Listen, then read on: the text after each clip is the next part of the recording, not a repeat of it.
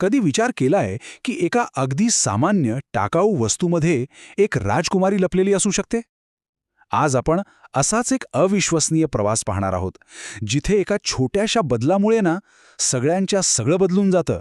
आणि तो बदल आहे फक्त आपल्या बघण्याच्या नजरेत. हा प्रश्न ऐकून कदाचित वाटेल की आपण कुठल्या तरी परिकथेत आलोय, नाही का? पण गंमत म्हणजे ह्याचं उत्तर आपल्या आजूबाजूलाच, अगदी आपल्या घरातही दडलेलं असू शकतं. चला तर मग सुरू करूया हा अद्भुत निर्मितीचा प्रवास. तर या आपल्या कथेची नायिका कोण आहे माहीत आहे? ते कोणी मोठी व्यक्ती वगैरे नाहीये. ती आहे एक अगदी साधी रोजच्या वापरातली वस्तू. हो, एक अशी वस्तू जी आपण रोज बघतो, वापरतो आणि तिचं काम झालं की सरळ फेकून देतो. ही आहे एक साधी प्लास्टिकची बाटली. तिचं काम काय? सोप्पं आहे.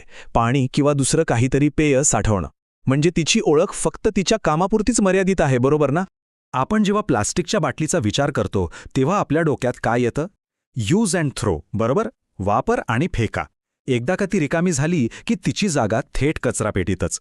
म्हणजे ती आपल्यासाठी फक्त एक टाकाऊ वस्तू बनते, बस. पण खरी जादू तर इथेच घडते. जिथे आपल्याला फक्त कचरा दिसतो ना, तिथेच एका वेगळ्या नजरेला काहीतरी नवीन सापडतं. म्हणजे बघा, एका कलाकारासाठी हा त्या वस्तूचा शेवट नसतो, तर एका नव्या कहाणीची सुरुवात असते. हा फरक किती मोठा आहे बघा. बहुतेक लोकांना काय दिसेल? एक रिकामी निरुपयोगी बाटली.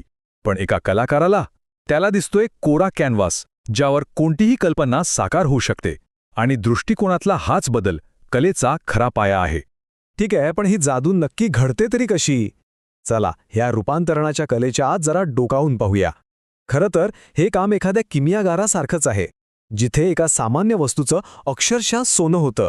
तर याची सुरुवात होते एका कल्पनेतून, म्हणजे त्या प्लास्टिकच्या बाटलीत एक राजकुमारी बघण्याच्या दृष्टीतून. मग येतो दुसरा टप्पा, जिथे त्या कल्पनेला आकार दिला जातो. आणि मग तिसरा आणि सगळ्यात महत्त्वाचा टप्पा, तो म्हणजे उष्णता. उष्णता? आता ही काही खऱ्या आगीची उष्णता नाहीये. ही आहे सर्जनशीलतेची आग, परिश्रमाची धग आणि त्या कामात जीव ओतण्याची उत्कटता. आणि हीच ऊर्जा त्या निर्जीव वस्तूत जणू काही प्राणच फुंकते, तिला एक नवी ओळख देते. आणि या सगळ्या परिश्रमानंतर त्या सर्जनशीलतेच्या आचेतून काय बाहेर येतं?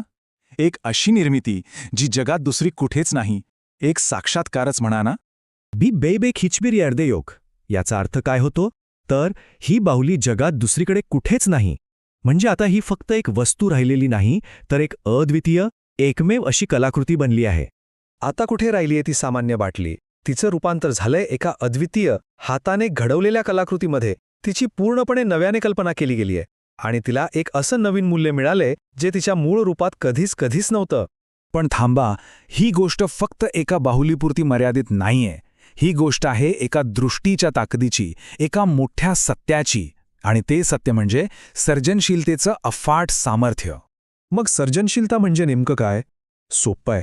जिथे इतरांना काहीच दिसत नाही ना, तिथे मूल्य शोधणं आणि त्यातून काहीतरी नवीन निर्माण करणं, कचऱ्यात कला बघणं, हेच तर आहे सर्जनशीलतेचं खरं सामर्थ्य.